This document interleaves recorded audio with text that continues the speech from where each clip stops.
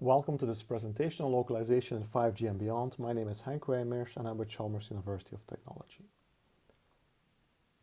Localization in 4G and 5G relies to a large extent on time difference of arrival measurements. Here is an example of how this works in uplink. There's a user device and then several synchronized base stations. The user sends an uplink signal which is received by these base stations, and each base station I computes a time of arrival estimate. This is denoted tau hat I, which is given by the distance between the user and the ith base station over the speed of light plus the clock bias of the user plus noise. To remove this clock bias, the base stations pull together their measurements in this fusion center and compute time difference of arrival measurements, which no longer depends on the clock bias. Each of these time difference of arrival measurements determines a hyperbola. This is shown here on the right, where we have three base stations, which allow us to compute two time difference of arrival measurements. So this gives us two hyperbola, and then the user must be on the intersection of these hyperbola. Now, this method is very convenient because in uplink it relies only a single of transmission per device, but it is limited by the base station placement, the bandwidth that is used, and also multipath in the environment. Now, when we go beyond what is currently in the standard and look at what is possible with 5G systems, we can end up with this kind of figure where we have only a single base station and then the user equipment, a complex propagation environment. And here we want to try to localize the user with the help of a single base station in downlink. We want to synchronize the user to the base station, and we want to figure out the orientation of the user. We also want the user to estimate objects in the environment. We want the user to be localized even when the line of sight is blocked. And then going now beyond 5G, we want to use intelligence services to help improve the localization of the user. Now, the way that this can be done is by turning multipath from foe to friend. So we want to exploit the multipath in this environment to help localize. Clearly, if there is no multipath available, then the user cannot be localized. But if there is sufficient multipath available and we can estimate the geometric parameters of these multipaths, the angles and delays, in principle we can localize the user and also map the environment. Let me just spend a word on terminology. So when I talk about localization and positioning, I refer to estimating the state of a connected device. And the state conventionally is the 3D position, but it can also be the orientation and so forth. In contrast, sensing refers to the determination of the state of passive objects or phenomena, and then radar is one kind of sensing. All right, so now we have somewhat of an understanding of how localization in 4G and 5G works or could work. What happens when we go beyond 5G? And these are just assumptions for now. There will be higher carrier frequencies, which will lead to more resolved multipath because only signals bouncing off metallic objects will probably be visible at 300 gigahertz. There will be larger bandwidths and larger number of antennas at the device side.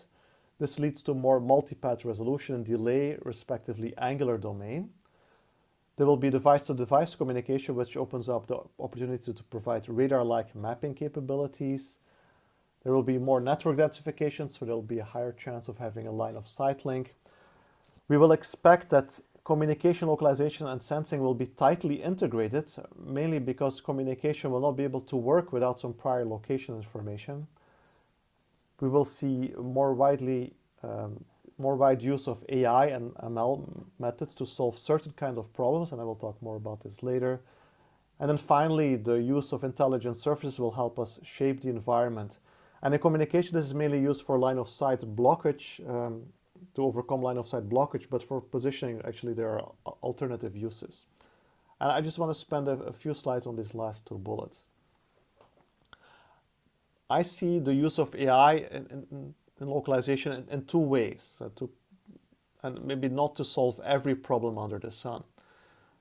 So one way to use AI is when we have a very complex channel model where the relation between the user location or the geometry and the channel is not very clear. And in those cases, AI can provide an alternative method. And an example, of course, would be that you have a neural network that you train where you provide snapshots of the channel, maybe transformed in some sparse domain, and you provide us label the user location, and then the neural network can learn the mapping from the channel to the user location. And this makes sense, for instance, in scenarios at lower frequencies where the relation between channel and location is very blurry. So I would say that here AI can solve problems for which we don't have a good model.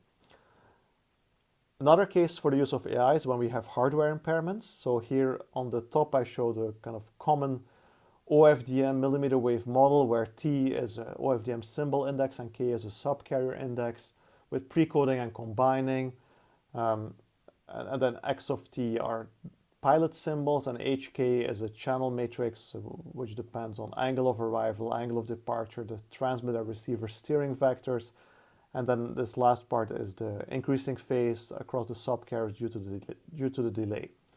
And there are now many standard methods to estimate all of these geometric parameters from these observations. What I expect will happen beyond 5G is that the hardware impairments will become more important.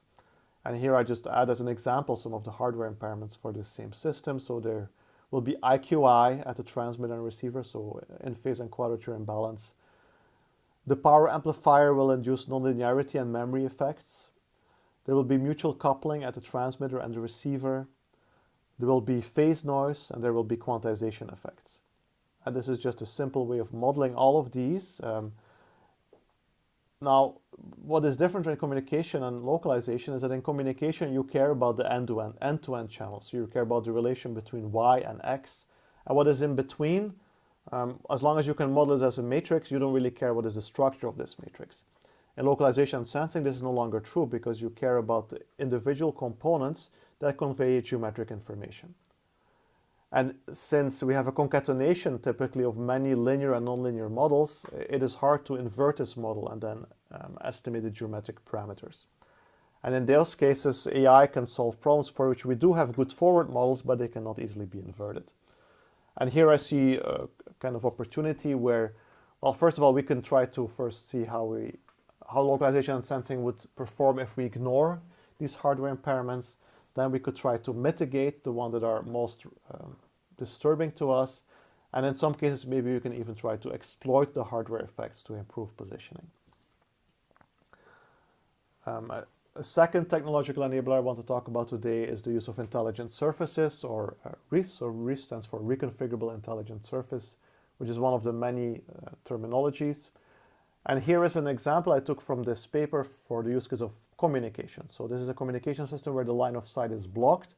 And if we operate at high frequencies, then we need to find a way to overcome this line of sight blockage.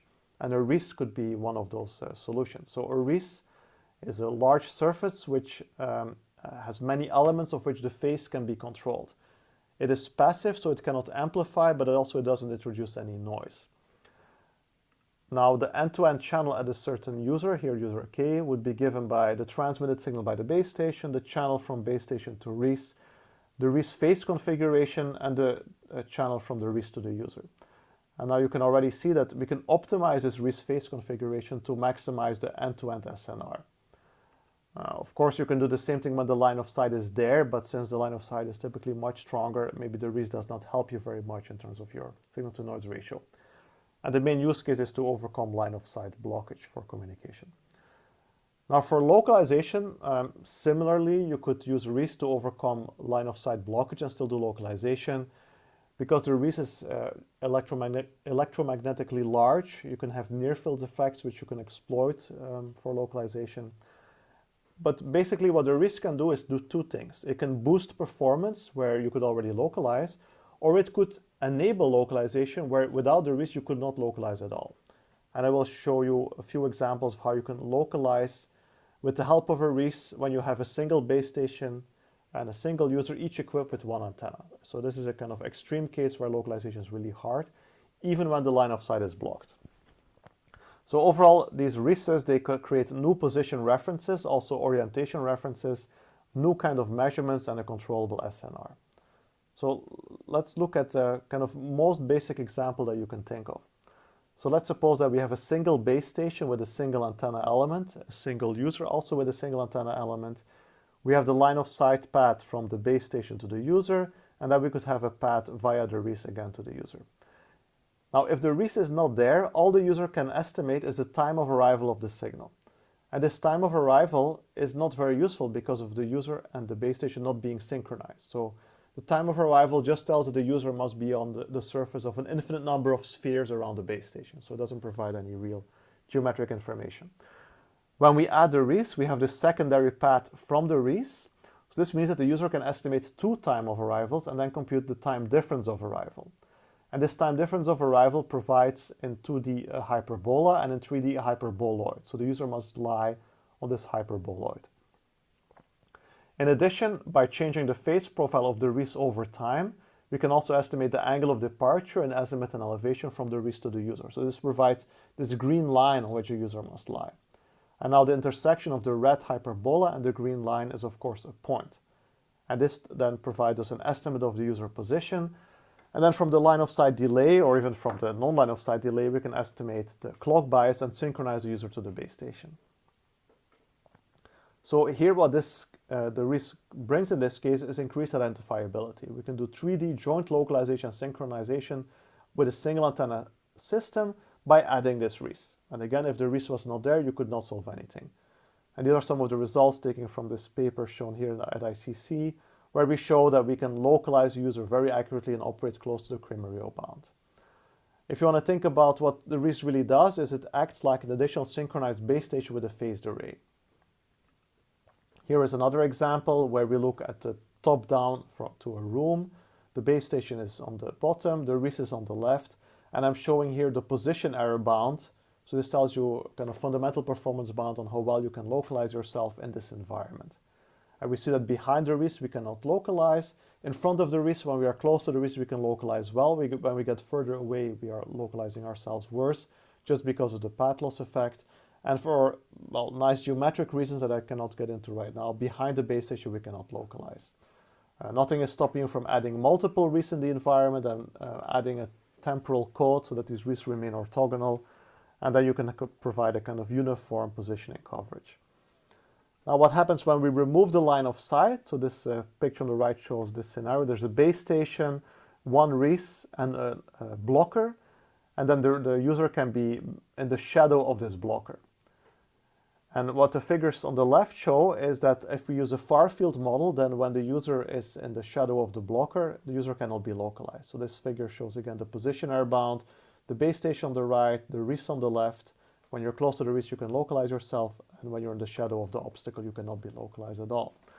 But when we use the near field model, so that means we can exploit the wavefront curvature of the signal from the res, we can still be localized. Maybe the performance is not very good, but we can still provide some localization coverage, and this means that we can maybe overcome temporary line of sight blockages.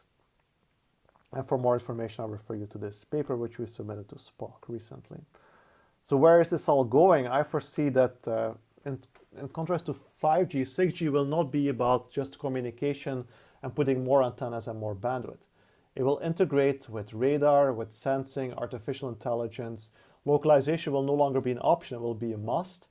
And if RESEs become a reality, they will allow us to adapt the environment, and all of this will be combined in a single 6G system. There are several large European initiatives that are now studying this, including the RISE-6G and HexaX projects. And if you want to know more about these technological enablers and the challenges, I recommend I forward you to this white paper on 5G localization and sensing, on 6G localization and sensing, which you can find on arXiv.